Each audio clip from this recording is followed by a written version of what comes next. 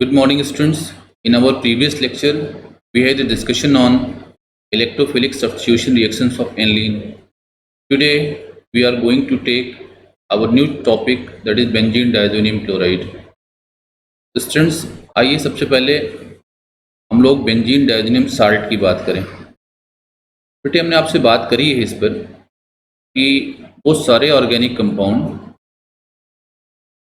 जिनका जो general formula होता है,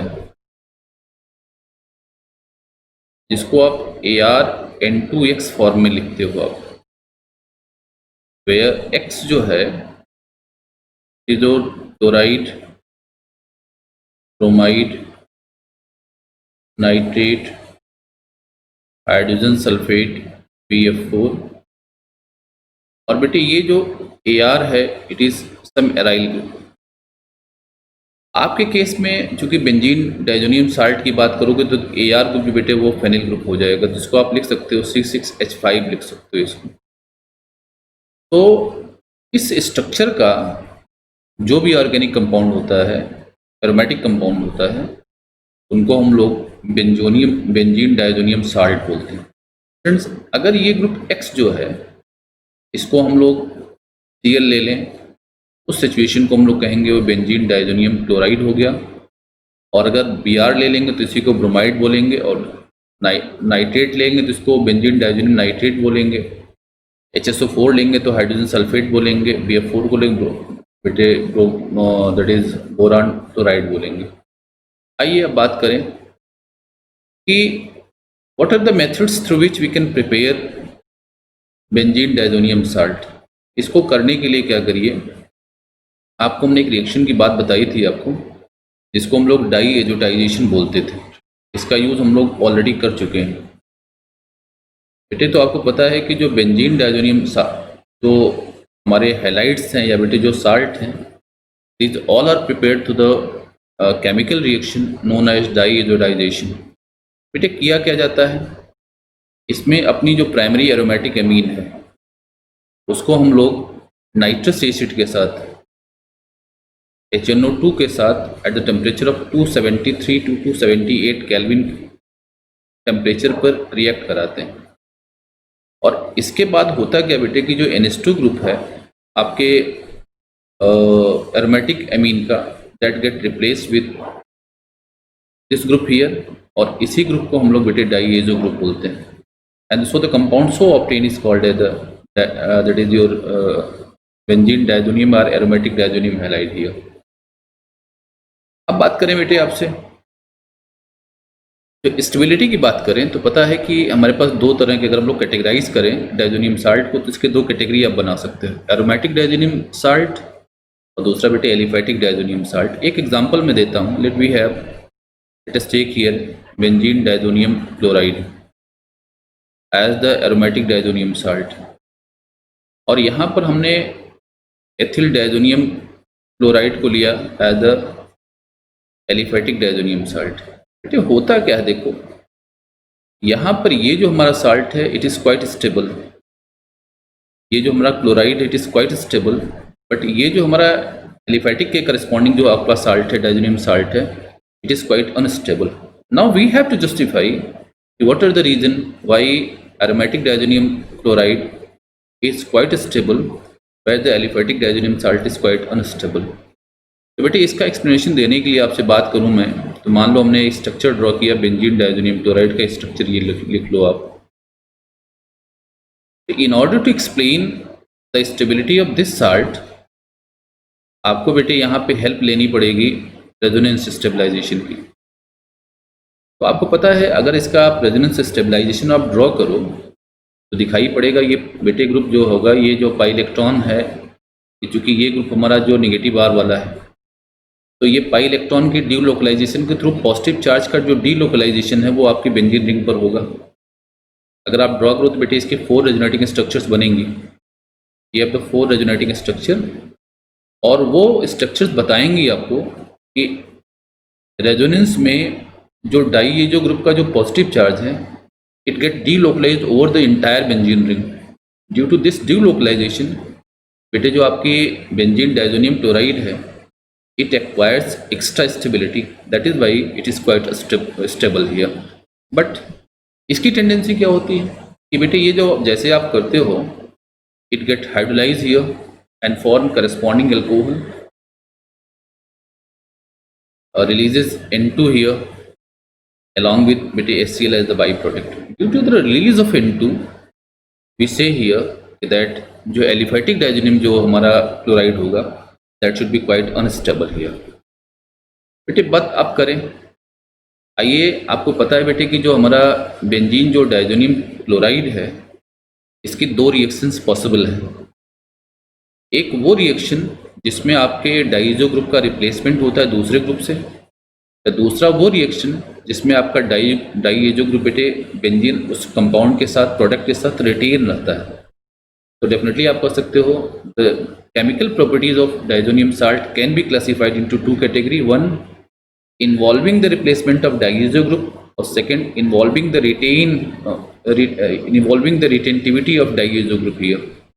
तो स्टूडेंट सबसे पहले हम बात करते हैं जिसमें आपका डाइजो ग्रुप रिप्लेस होगा. Let us take the reaction which involve the replacement of diazo group by halide. बेटा पता है हमारे पास हैलाइड में आपके पास चार होंगे, फ्लोराइड, ब्रोमाइड, आयोडाइड और फ्लोराइड.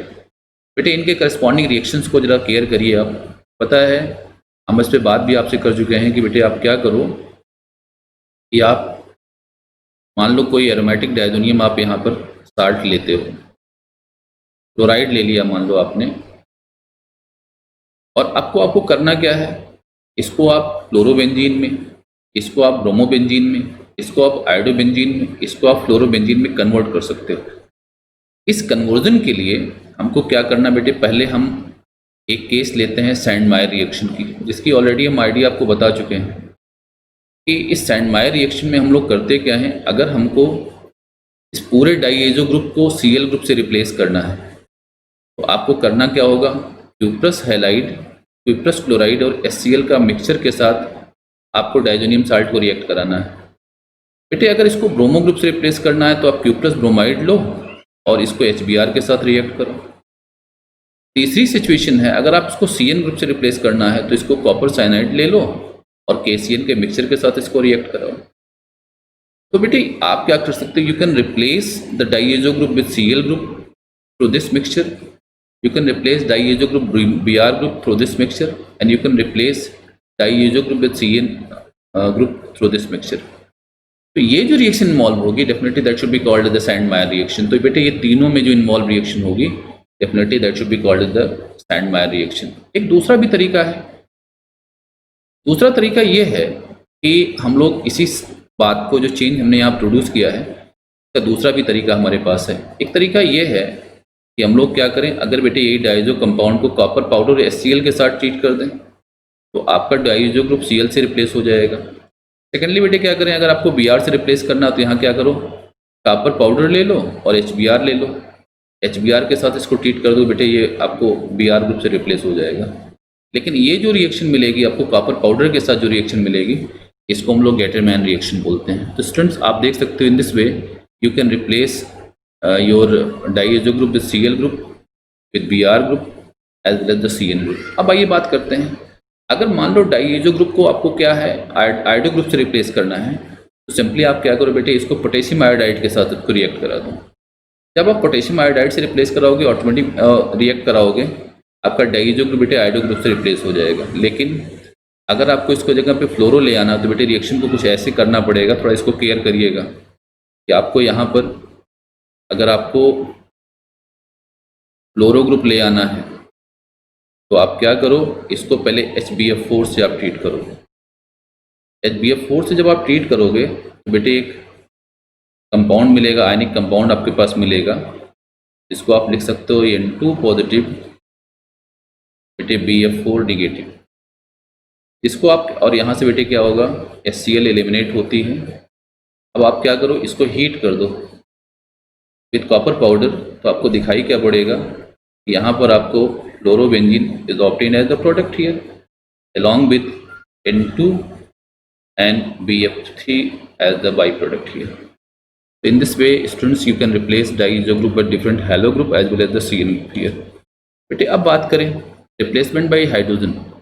अगर पता है डाइजो ग्रुप को आप क्या करोगे, अगर हाइड्रोजन से रिप्लेस करोगे तो करस्पॉन्डिंग हाइड्रोकार्बन मिलेगी। तो बेटे इसको करने का हमारे पास दो तरीका है। इसके लिए हमको दो रिड्यूसिंग एजेंट यूज करने पड़ते हैं बेटे। एक रिड्यूसिंग हमारा है H3PO2 जिसको फॉस्फोरस एसिड बोलते हैं, और दूसरा जो रिड्यूसिंग एजेंट बेटे जिसका यूज आप कर सकते हो वो आपका एथेनॉल हो सकता है। आप कर क्या सकते हो कि अगर आप अपने डाइजो कंपाउंड को इन दोनों में से किसी के साथ रिएक्ट कराओगे तो आपका जो डाइजो ग्रुप होगा that get replace with H means you get your corresponding बेटे hydrocarbon as the product here. हम एक बात आपसे कर रहा हूँ, दूसरी बात ये समझना है और क्या होगा। जैसे मान लो एक रिएक्शन में लिखता हूँ, let we have this is the reaction here, N2Cl लिया आपने, इसको बेटे आपने H3PO2 के साथ रिएक्ट कराया in the presence of basis of H2O, तो दिखाई क्या पड़ेगा, you get your corresponding hydrocarbon, मतलब बेंजीन एज द प्रोडक्ट मिल जाएगी, nitrogen as the by product मिल जाएगा।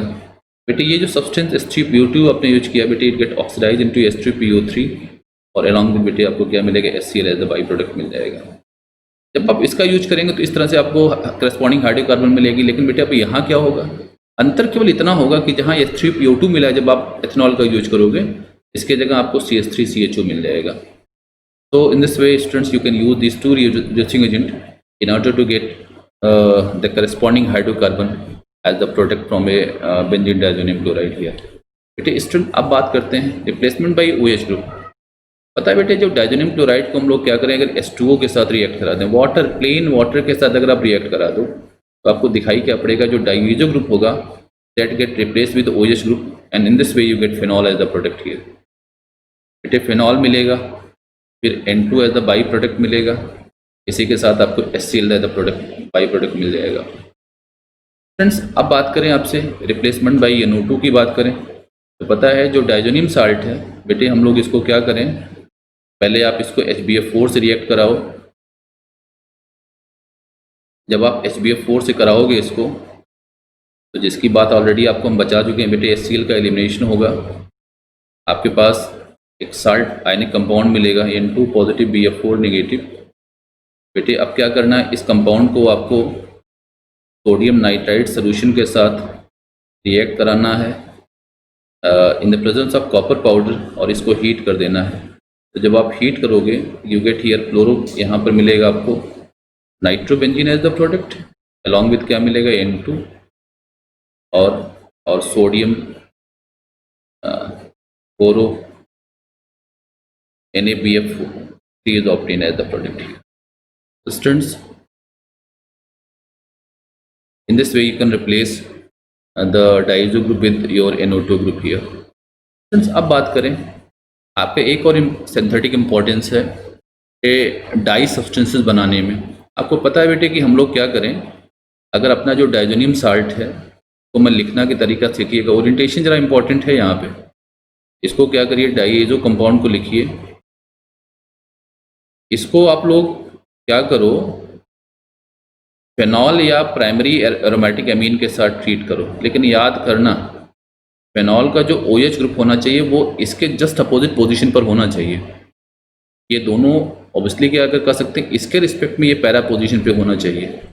जब आप रिएक्ट कराते हो तो यहाँ क्या होता है, pH आप रखो यहाँ पर 9 to 10 और यहाँ पर क्या करो इसके साथ जब आप रिएक्ट कराओगे तो दिखाई ये पड़ेगा बेटे, इस जो HCl यहाँ की जो हाइड्रोजन है वो Cl के साथ निकलेगी, तो HCl निकली यहाँ पर, और एक आपको कॉन्जुगेटेड डाई मिलेगी आपको, जिसका डाई इंडस्ट्री में यूज होता है। देखो ये कंपाउंड मिलेगा आपको हियर N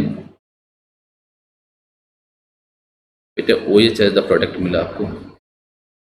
ये जो कंपाउंड है इसको IPAC में बेटे बोलते हैं पैरा हाइड्रोक्सी एजोबेंजीन।